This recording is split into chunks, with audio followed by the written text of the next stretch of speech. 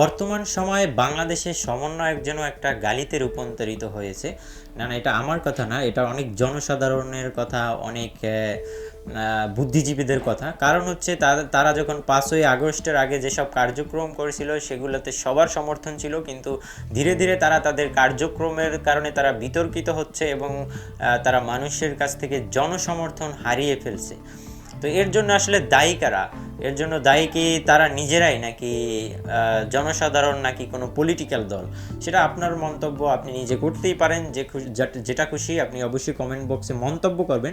তো আমাদের কাছে একটি তথ্যচিত্র আসছে, সেখানে বলা হয়েছে যে টাঙ্গাইলের গোপালপুরে চাঁদাবাজি করতে গিয়ে জনতার হাতে ধোলাই খেল সমন্বয়ক নামের এক ছেলে।